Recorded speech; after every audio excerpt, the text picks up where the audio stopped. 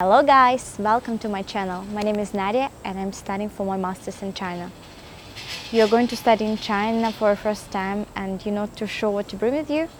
Okay, I know how it feels like. In this video I will tell you what things will absolutely need you in China. Let's get packing.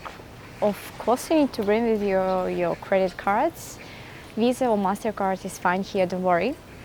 Passport, school documents, money. I can't tell you how much money exactly you need here. It depends where you're going to stay, in the hostel or an apartment. It depends how rich you are. Other than that, I will give you an idea about some other expenses you can't get around. When applying for a residence permit, so it's not a visa. It is a thing that allows you to stay in the country for a long term. In China, you have to pay between 400 kuai and 800 kuai. You have to pay 400 kuai, you're going to stay in China less than 1 year, and 800 kuai if you're going to stay in China from 1 year to 3 years. So usually, even if you're studying for your bachelor degree or for your master's, they're giving you residence permit just for 1 year. So you need to make a new one every year. Whenever you check in a dormitory or in an apartment, you have to pay a deposit, which you will get back when you check out. Usually the amount, if you check for dormitory, is usually 1,000 kuai, something like this. And if you're renting an apartment, deposit is usually equal to 1 month of your stay. You will have to undergo a medical examination before applying for your residence permit.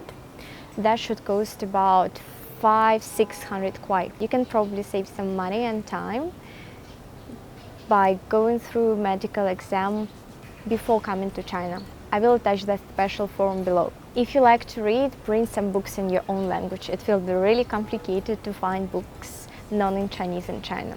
Yeah, you can find some books in English here, but still the choice won't be really good, or you need to look for special books in second-hand groups or something like this. Be sure to take the medicines that you regularly take with you. You can find any medicine here in China if you show the medicine's Latin name to a pharmacist. Cosmetics and personal hygiene products you can easily find in China, and the quality is pretty good, don't worry.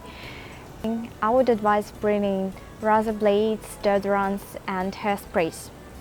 Those are much expensive and the choice is really smaller. If you're really careful about face skin, bring European cosmetics.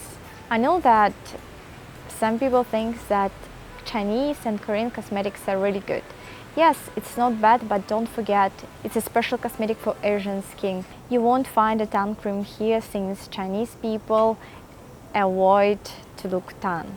For makeup, you can find anything here, but I advise you to bring toner foundation since Chinese tones are really white. I always bring gifts that I will give you to my foreigner or Chinese friends or teachers. Bring anything what your country famous for.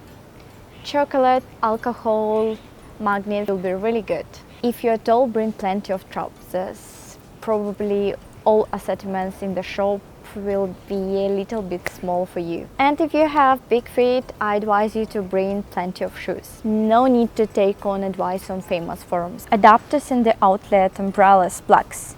You can find it everywhere here. Before traveling to China, install WeChat, all possible free VPNs, at least 5 apps really, just in case if any of them won't work here in China. Or you can just buy VPN.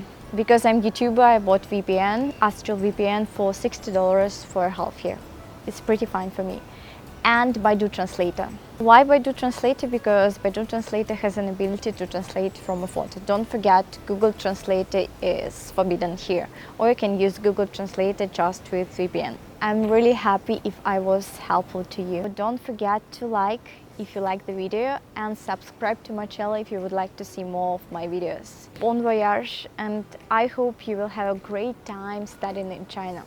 Bye bye!